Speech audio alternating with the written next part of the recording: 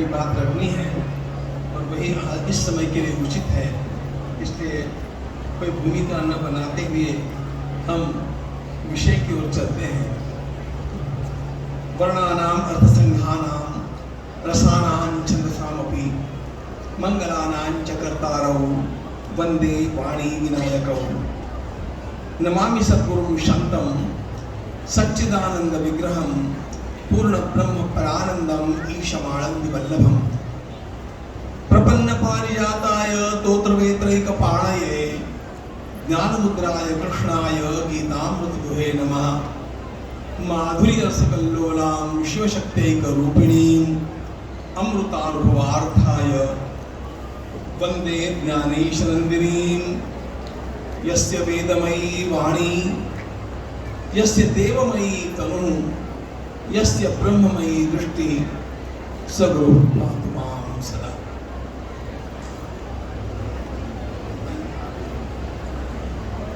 कल के चिंतन में हम लोग विचार कर रहे थे, गोकर्ण ने अपने पिता पंडित जी के लिए, पंडित आत्मदेव के लिए जो उपदेश किया, उसमें अंतिम पंक्ति थी कि वैराग्य राग रसिको भव भक्ति निष्ठा। वैराग्य राग रसिको भव भक्ति निष्ठा। भक्तिनिष्ठ व्यक्ति के लिए किस प्रकार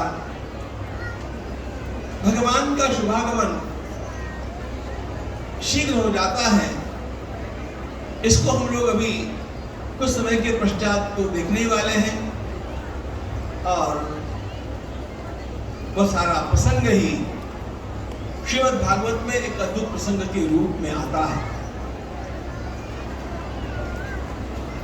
पूज्य शंकराचार्य जी महाराज अमृत की चर्चा कर रहे थे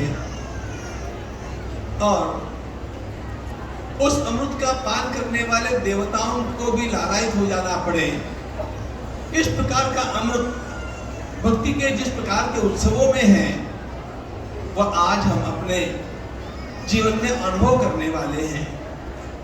भगवान सुखदेव जी महाराज ने स्वयं डंके की चोट कह दिया, स्वर्गे सत्ये च कैलासे, स्वर्गे सत्ये च कैलासे, वैकुंठे नास्त्ययं रसः, अतः पिबन्तु सद्भाग्या मामा मुंचत करिचित। जो रस मैं आपके समक्ष प्रस्तुत करने जा रहा हूं, वह देवताओं के स्वर्ग में भी प्राप्त नहीं होगा, ब्रह्मा जी के सत्यलोक में भी प्राप्त नहीं होगा, भगवान महादेव जी के कैलाश धाम में भी प्राप्त नहीं होगा। ऐसा रस, वो कौन सा रस है, यह ब्रज बिहारी लाल जी भगवान के इस पाठोत्सव में हम लोगों को अनुभव करने मिलेगा। स्वर्गे सत्ये च कैलासे, वैकुंठे नास्त्ययं रसः, अतः पिबन्तु सद्भाग्या मामा मुंचत करिचित्। ऐसा स्वयं भगवान सुखदेव जी महाराज ने कहा। और उनके कथा के क्रम में राजा परीक्षित ने चौथे दिन उनसे कहा कि गुरुदेव, आप कृपा करके कृष्ण कथा विस्तार से बताइएगा।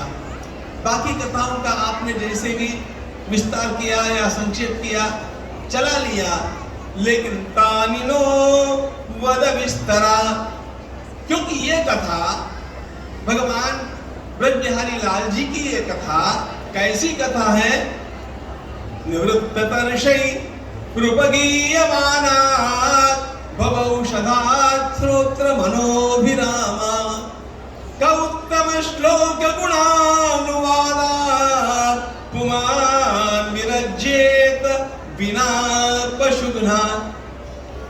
श्लोकों का अर्थ नहीं करूंगा, उतना समय नहीं है, लेकिन राजा ने अत्यंत श्रद्धा के साथ कहा, आप कृपा करके विस्तार से कहिएगा। भगवान सुखदेव जी महाराज ने कहा, राजन 4 दिन हो गए, तुमने न अन्न लिया न जल लिया, प्रयोग वेशन करके बैठे हो और कहते हो कि विस्तार से कथा करिए, तो थोड़ा सा जलपान कर लो, थोड़ा जल तो पी लो, फिर देखेंगे। यदि ऐसा कोई हमें कहता तो हम लोग धन्यवाद देकर के जलपान के लिए चले जाते। लेकिन राजा परीक्षित ने जो उत्तर दिया है वो अद्भुत है।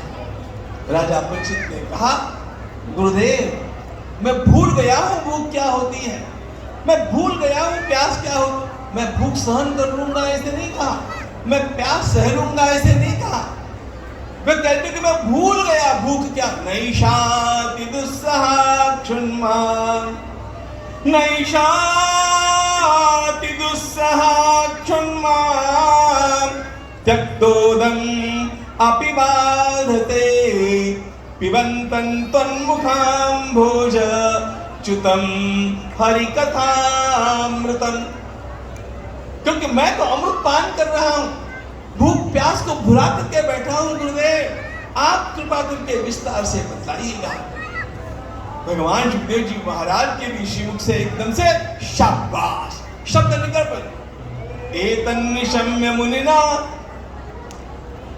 रघुनंदन साधुवाद, एकदम साधुवाद देकर के सुखदेव जी महाराज कृष्ण चरित्र बतलाते हैं। उस कृष्ण चरित्र में जो अत्यंत महत्वपूर्ण प्रसंग आता है वो नंदोत्सव का प्रसंग है, और वही आज यहाँ पर साकार होने वाला है। और उस प्रसंग की दिव्यता तो केवल अद्भुत है, केवल ही अद्भुत है। सौमंगल्य गिरो विप्राः सूतमा गदवंदिना, गायकाच जगुर्ने दुर्भेर्यो दुंदुभयो। सबसे महत्वपूर्ण बात तो यह है कि नंद बाबा के द्वार पर जहां ये उत्सव संपन्न होता है, नंद बाबा हमारे पूज्य स्वरूप में